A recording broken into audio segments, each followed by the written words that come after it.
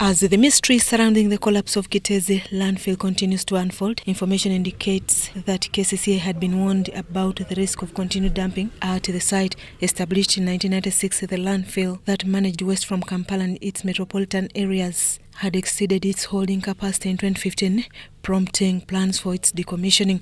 According to the National Environment Management Authority, one of their assessments found out that Kiteezi began nearing its capacity of decommissioning as early as 2013.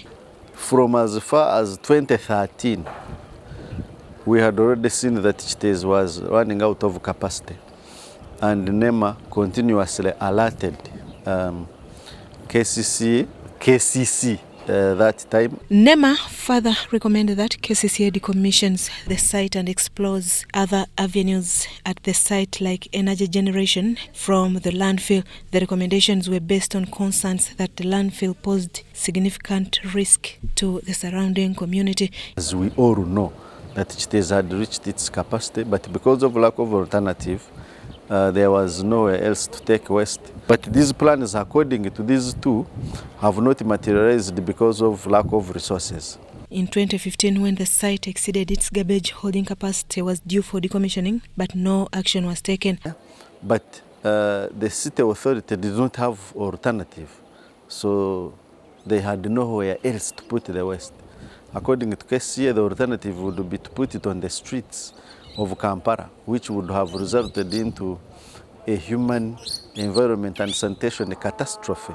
After 5 years of warning in 2020, NEMA stopped licensing of Kiteezi landfill to prevent further risk. Because it had reached its capacity. So that's the measures we took by bringing it to the attention of the one responsible to decommission it. And indeed, KCCA submitted a decommissioning plan, which we endorsed.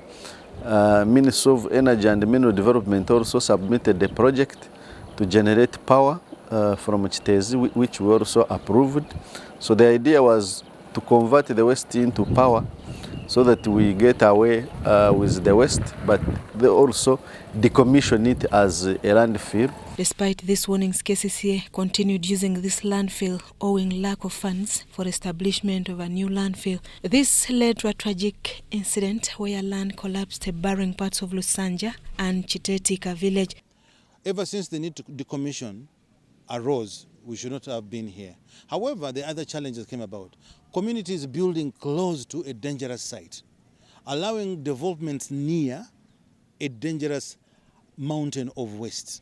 After this catastrophe, KCCA resorted to temporary dumping sites like Katabi, which is also located near a wetland. In response to avert likely environmental impacts, including the overflow of garbage into the wetland, NEMA embarked on engaging relevant authorities in Entebbe. According to the records we have, Katabi has an environment and social impact assessment for dry land next to the wetland. But as we have seen, the dump site is fast getting filled. And as it gets filled, the waste goes towards the wetland and eventually the lake. So to prevent that, our team has been on site. We have engaged the Entebbe municipality, which runs the dump site, and they are going to take steps to ensure that the dump site does not fill up to capacity to have waste overflowing into the wetland.